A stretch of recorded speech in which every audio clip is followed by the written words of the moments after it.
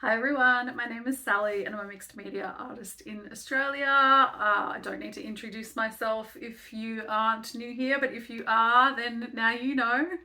Um, so we're right at the last week of the October art challenges, and I've been participating in Mab Graves Drawlloween, and it's been really fantastic. I've really enjoyed the prompts every day, and I've managed to get something done every day. So I'm really stoked about that. So today for this video, I thought I would take you through the process of painting one of those pieces. And because it is to do with a horror movie, if you've seen the thumbnail and the title of this video, it will be really obvious. So we're going to watch the process of making that painting, and I thought I would talk to you about some of the spooky movies that I've been watching this month. I do keep a watch list in my bullet journal every month, but because it's October and it's spooky season, for October I've also got a horror watch list. So I thought I would talk to you about my thoughts on all of these spooky movies that I've watched so far for October. I have some unpopular opinions, I think. I've been posting these on my Instagram stories. My account info is linked down below. And I've generated some healthy discussions around a couple of these movies, and I absolutely love discussing art and music and film and all of that. So hopefully we can have a little discussion about these movies in the comments section. So I would love to hear your thoughts. So let's go.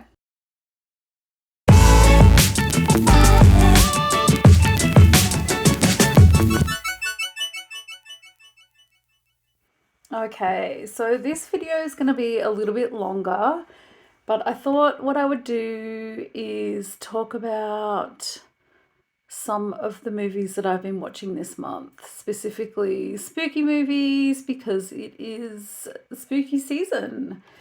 So, starting off with the subject of this painting. So, I'm participating in Mab Graves Drawlloween this month, and the prompt for this day was classic horror. And when I think classic horror, I just think Argento. So I decided to do a portrait of Suzy from Suspiria, who is played by Jessica Harper. And so I watched Suspiria to get some screen grabs. So I was just watching it. I've seen it so many times. I love this movie. It's one of my favorites. And so I just watched it and then took some photos throughout my screening of it on my laptop. And this particular image is towards the end of the film. And like no one uses primary colors and neon shades like Argento, and the score is perfect, and I just highly recommend this movie if you haven't seen it. For such a long time I didn't watch the remake because the original is one of my all-time favorites. So the original came out in 1977. It's been a long-time favorite of mine. But I did watch the original and I liked it a lot. It really impressed me. It's a very different vibe. It's not like it didn't try to be the original, which I think is what was so successful about it. And it's also got a great score, and I highly recommend both of them. Fantastic movies. So starting with Suspiria, pretty much a fan favorite, universal favorite, classic horror movie. The next movie that I watched was The Love Witch, and I had not actually seen this before. I'd had this on my list of movies to watch for such a long time. I love the whole vibe of it, and it didn't disappoint. I love the set decoration, the costumes, hair and makeup, just such a vibe. And it's weird because watching it, I was like, what era is this supposed to be set in? Like, you can't really tell. Like, I didn't know if it was the 60s or the 70s or the 80s. Like, there's modern cars in there, but she's clearly dressed and the set decorations are so retro. So please let me know if you have any idea. I don't know if it's intentional or not, but I really loved this movie about sex magic witch Elaine, who has terrible taste in men but is trying her best to fall in love. And it's really cool if you want like just a campy good time movie. I enjoyed it a lot. Very, very fun. Okay, next movie I'm going to talk about is last year's Bodies, Bodies, Bodies. Now, I don't know what I was expecting from this. I didn't really have any expectations. I just had it on my list of things to check out last year because I'd heard people talking about that it was pretty decent. And I thought this was a lot of fun. Like, it's a very satirical look at how people use social media and things like that. And they're sort of I grew up playing a game called Murder in the Dark, and it's kind of like a take on playing Murder in the Dark. And the last scene was absolutely perfect, and I thought this movie was really, really fun. I can highly recommend if you like sort of funny teen horror movies, but in a smart way. I love the way that the sets were lit as well. I thought that was a really interesting take on just set design. And yeah, if you just want to have like a really good fun time with a movie, go into this not knowing anything, and it's pretty fun. And here's audio of me watching the next movie.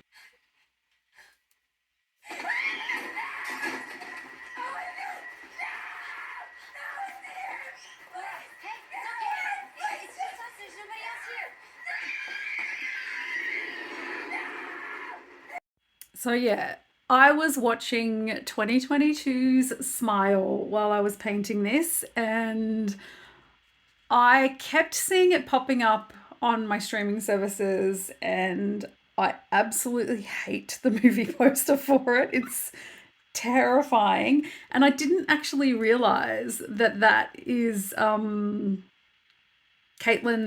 Stacey, who's an Australian actress from Neighbours, and uh, I think she was in Please Like Me as well. And yeah, so that is her being absolutely terrifying in that poster. And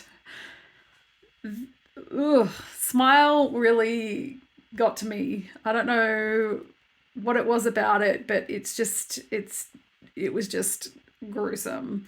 Uh, haven't seen a good sort of like slashy movie like that in a long time. So Smile is all about trauma, and there's tons of jump scares and lots of screaming, and I liked it. I liked it. It's not a perfect movie. It's not for everyone, but it's like I don't know, it's like a familiar, it was a familiar sort of feeling movie. And I think one of the things that was really successful about this movie for me was the fact that all the actors, when they're smiling, it's such a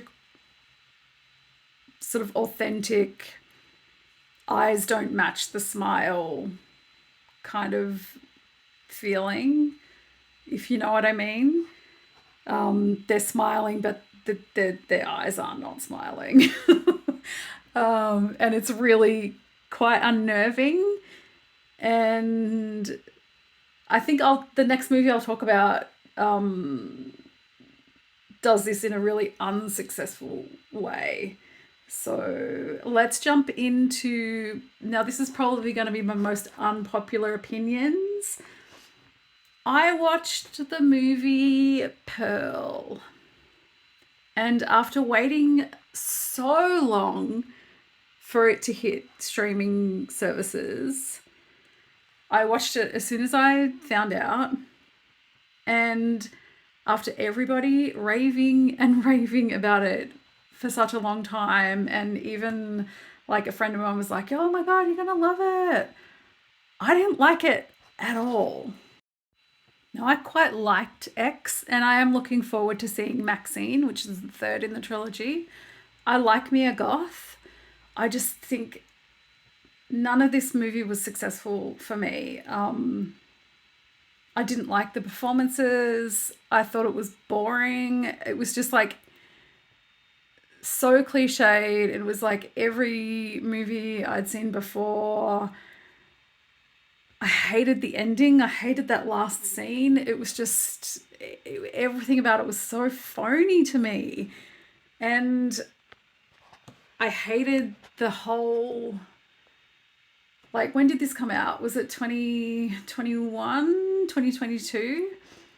And all the discourse about wearing masks and being sick, it was just so heavy handed. And I'm like, Ty West, stop telling me about how much you hate safety protocols.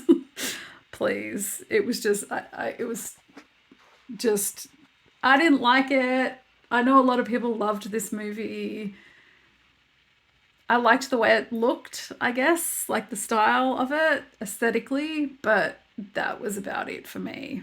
Um, I'm really keen to hear everybody's thoughts on this because I know a lot of people absolutely loved this movie, and I really was expecting to. Like it has sort of the elements that I'm into, but yeah, I just didn't like really any of it.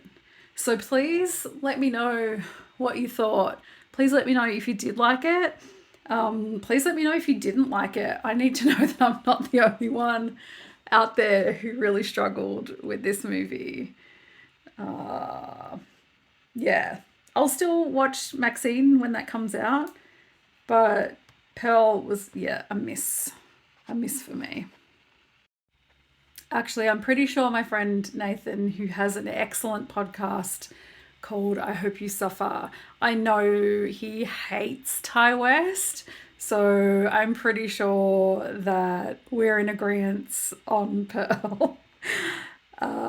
So, Nathan, if you're watching this, I'm going to hit you up and talk to you about this because it was lazy and I hated it. All right, let's talk about another movie that I did like. So I hadn't heard about this movie. It is from this year, The Boogeyman.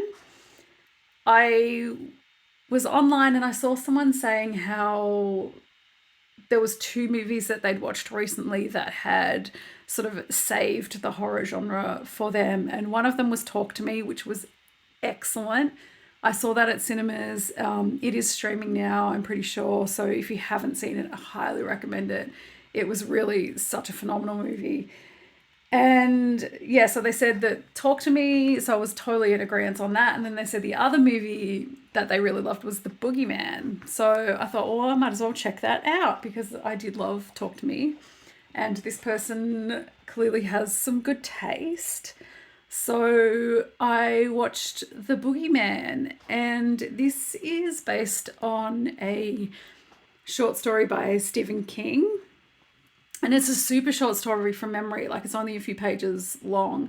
It's in the collection of short stories called Night Shift, I'm pretty sure, which I read back in high school when I was going through my obsessive Stephen King phase, as teenagers do, or teenagers in my small town did. We were all obsessed with Stephen King, watching horror movies. Yeah, so The Boogeyman is a feature film that expands on that story. Like a few of the things that I've liked recently in the last few years, it is about grief. And for me, horror is the most successful, like for me personally, when it's quite emotional. And that's why I loved Talk to Me, and that's why I loved Hereditary. And yeah, so it's heavily about grief, and I really liked it. I thought it was a pretty cool take on the story. It's not real gory or graphic. It's a little cliche in places, but it's a good sort of family drama dynamic with a monster. Um, I liked it. I think it's not as good as Talk to Me. Like, it didn't save the horror genre for me personally, but I thought it was decent. And I would watch if you don't have anything else to watch and you want to watch something new. I did want to add, I meant to say this at the start, but then I just got talking and ranting about these movies. Um, this is obviously, you will have noticed by now, halfway into the video, that this is all painting in real time. I have edited it down so it's not like 2 hours long, but this is real time painting, and I feel like you might be able to get a better idea of the actual processes and how I paint and the layers that I use and that sort of thing, because you can't really capture all that in a time lapse. And I don't want to make all of my videos just like time lapse videos of the whole thing. I think there's so much value in seeing like how much time things actually take, and seeing things happen in real time. And expanding on that thought, I would actually like to do some live streams where you can see me do a piece from start to finish, and have a chat with y'all. So yeah, let me know if that's something that you'd be interested in. I have done a couple of lives over on TikTok, not for ages though, but I think having them on YouTube would be something that I'm definitely interested in, because I can have them then as a video that stays up on my channel as well. So let me know if you would like to pop along and chat with me while I do a painting sometime, because that might be kind of fun. So let's get into the next movie. And the next one I saw, I was just like scrolling through Shudder one day, and I kind of like a found footage movie. And so I saw one, and I'm not sure what it was about it, but it just caught my eye, and it's called Hell House LLC. I'd never heard anything about it, but I watched the trailer and I was like, this looks like it could be pretty fun. And I really liked it. So, yeah, it's a found footage movie about a documentary crew investigating. So, we don't have them here in Australia, but in the US, they have like this haunted house tours where you like go in and there's actors and you go through and it's like a haunted house on Halloween, that sort of thing, which sounds absolutely terrifying to me. Like, I've seen like an actual documentary, I think, about these. Yeah, and they just look so scary to me. So, Hell House LLC is a movie, like a mockumentary about a malfunction, let's say, that happens on the opening night of one of these haunted houses. And I found it to be pretty scary. It was very effective. Like, found footage movies, I feel like they're most successful when they're like super low budget, like you don't know any of the actors, that sort of thing. And I knew absolutely nothing about this movie going in. And I think there's a few sequels now, so I haven't watched any of those. But if you've seen them, let me know if they're decent and I'll check those out as well. But I did really like this first one. And if you like found footage movies, then I think this is a decent one for you to check out. Also, I'm not scared of clowns, but this had the most disgustingly scary clown in it. So keep that in mind if that's something that terrifies you, because this would freak you out. And while I was on Shutter, I saw another movie there, which I had written down on a list last year. And I'm not sure why or who was talking about this, but it's called We're All Going to the World's Fair. So I thought I'll pop that on. And I didn't know anything about it. And I know this is quite divisive, this movie. Like, I think people either love it or they hate it. It definitely wasn't what I expected it was going to be going in, but I really enjoyed this movie. It was sort of, I think if you've grown up like a lonely kid, it would really resonate with you. And also, if you've grown up in a small town, like where there's not much to do, I didn't grow up with the internet and that sort of thing. So it was sort of different experience for me in that way. But this movie really successfully captured that loneliness of being like a small town kid, like desperate for something to happen. And that's all I'll say about it. I really liked it. I know some people really didn't like it, but the performance from the main actress, which it was her first movie, her performance was incredible. I thought she was really fantastic. You can tell that it is written and directed by a woman, just in the way that the character's written, which is in extreme contrast to the next movie that I'm going to talk about, which was also really divisive. But yeah, We're All Going to the World's Fair. If you like an indie movie that's going to make you feel something, if you were a kid that had that kind of like lonely time growing up, I would highly recommend you check it out.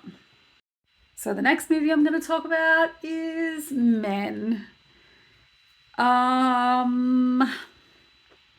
This movie's obviously not going to be for everybody, and I didn't really know exactly what it was going to be going in, but I didn't like it at all. I really feel like Alex Garland needs to stop making movies about women, because I don't think he really gets it. I feel like this, like the idea was kind of there, but maybe it would have been much more successful for me if it hadn't been so clearly written and directed by a man. Like, the main character was so one-dimensional. It was just done so heavy-handedly. I felt like I was just being mansplained toxic masculinity for 2 hours, and I just really didn't enjoy that. Like, I know what it's like. I am a woman walking around in the world. This movie just wasn't it for me, and there was a lot of discussion on my Instagram, in my Instagram DMs, about this movie. A lot of people liked it. It definitely wasn't for me. I didn't like it at all. Keen to hear what everybody else thought about it.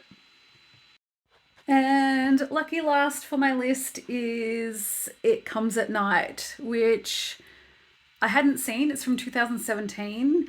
And I watched it because Joel Edgerton is in it, and I'm a really big fan of his. I think he's great in everything. And I had no idea what this was about, but I guess it's kind of like, it's sort of like if a really good episode of The Walking Dead was a bit more chill and was a movie, it kind of had that's not a very good way of describing it, but it kind of had that kind of vibe of like the stress and the tension of this like trying to survive. And I don't want to sort of say any spoilers, and I hope I haven't given spoilers for any of these movies, but yeah, the performances were fantastic. I think considering this was like pre-pandemic, I feel like it hits very differently now watching it now, post all of that. But it was really great. And Riley Keough is in this movie, and there's a scene with her that is just phenomenal. Like, she was incredible in this. So definitely worth checking out just for her and Joel's performances alone. But I really liked it. It was a pretty decent movie. It's not anything like groundbreaking or super fantastic, but yeah, really great sort of dark family drama. Not so much a horror movie, I wouldn't say. I mean, I don't know. That term is just so broad. It encapsulates so many different subgenres. But yeah, it was good. I liked it a lot. And I have talked for so long now. And I've still got more things to watch before the end of the month is out. Let me know what you've been watching, if you've seen any of these movies, if you agree or you disagree. I love discussing all this stuff. And let me know if you'd like to watch some live streaming, some real-time painting with me. I hope you've enjoyed watching this and you like this little painting that I did for Mab Graves Drawlloween. I used gouache to paint this piece, and I really love the way that it turned out. I really like capturing expressions and emotions, so I think this was pretty successful. And I'm looking forward to doing, I've had this idea for ages now to do like a portraits, like a whole series of women in horror, and this is the kind of style that I wanted to do it in. If you watched my October bullet journal setup video, you would have seen me do that sort of blood splatter with the glove in the paint. And that was me sort of testing out to see if it would work as a background for paintings. And so that's why I did it in this particular painting, and I really love the effect of it. Although in hindsight, having like the red light at the edges of her hair, it sort of blends into the background a little bit too much, and I could have changed that, but I think you can still see it. But yeah, this is a long video and I've talked so much. So thank you so much if you're still here at the end. Please consider subscribing to my channel for more things like this. I could talk about movies all day. If you're into this kind of thing, we could revisit this and do another video like this in the future, maybe when I do my next portrait in the series. Although this one's for the Drawlloween challenge, it is something that I want to make a whole series of. So let me know who I should include, who I should paint next. I do have a list, but I'm always after new suggestions. Please consider liking this video if you liked this video, and yeah, subscribing to my channel. And thank you so much for watching. This was a long one. You're the best. See you next time.